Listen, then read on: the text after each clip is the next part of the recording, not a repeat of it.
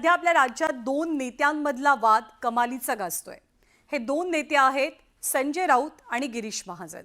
संजय राऊत आणि गिरीश महाजन यांच्या शाब्दिक खडाजंगी सुरू झाली आहे आणि त्यातच या वादामध्येच दैनिक सामनातनं गिरीश महाजनांवरती हल्लाबोल केला गेला। याच टीकेला गिरीश महाजनांनी सुद्धा जोरदार प्रत्युत्तर दिलंय आणि संजय राऊतांवरती पलटवार केलाय। आपण पाहूया। उद्धव बाळासाहेब ठाकरे गट आहे, हा गट मला वाटतं आता जमीनदोस्त देशद्रोह होण्याच्या मार्गावर आहे।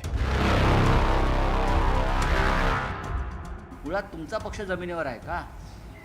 हे जर सगळे बाहेर काढले तुमचा पक्ष कुठे आहे? भाजपचे नेते गिरीश महाजन आणि ठाकरेंच्या पक्षाचे खासदार संजय राऊत यांच्या शाब्दिक युद्धाचा नवा अंक रंगलाय आणि त्याला कारण ठरलंय नाशिकमध्ये ठाकरेंच्या पक्षाला लागलेली गळती। उद्धव ठाकरेंनी नाशिकची जबाबदारी संजय राऊतांवरती सोपवली आहे, पण शिंदेंच्या बंडानंतर ठाकरेंच्या पक्षातले नेते एक एक करून बाहेर पडतात। याच मुद्द्यावरनं महाजनांनी राऊतांवर निशाणा साधला।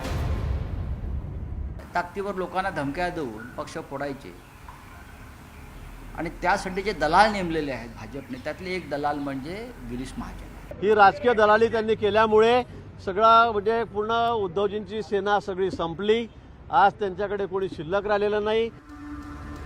गिरीश महाजनांच्या याच विधानावरनं ठाकरेंचं मुखपत्र असलेल्या सामनातनं महाजनांवर हल्लाबोल केला गेला। काही विकाऊ लोक महाजनांसारख्या नाच्यांसोबत ठुमके मारू लागल्यात, म्हणजे शिवसेना जमीनदोस्त झाली असं होत नाही।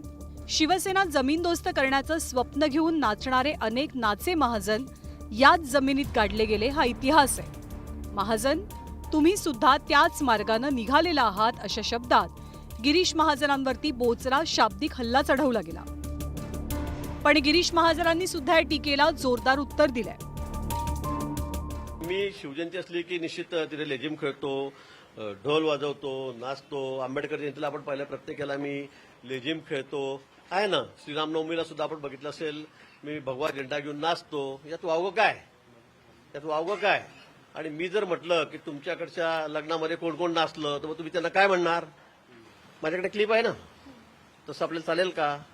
पण मी इतक्या खालच्या थराला जाणार नाही, माझी जीभ अशी कधी घसरत नाही आणि म्हणून मला वाटतं नैराश्यातून हे बोलतायत। आता ही टीका इतक्यावरच थांबत नाहीये, तर राऊतांनी थेट महाजनांच्या खात्यावरनच गंभीर आरोप केले। तर राऊतांचे आरोप महाजनांनी फेटाळून लावत पलटवार केला।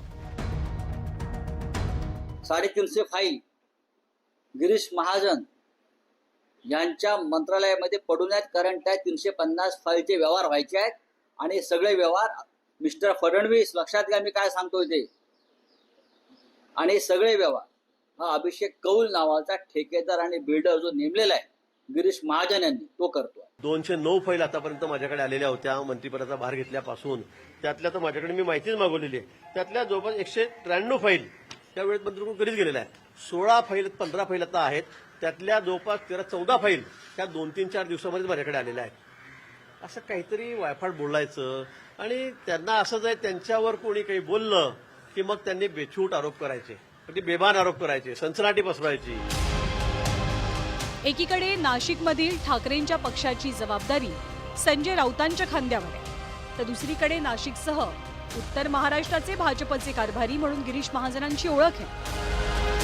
अशातच आगामी महानगरपालिका निवडणुकीपूर्वी राऊत आणि महाजनांमध्ये शाब्दिक वार पलटवार आणि आरोप प्रत्यारोपांच्या फैरी झडू लागल्या।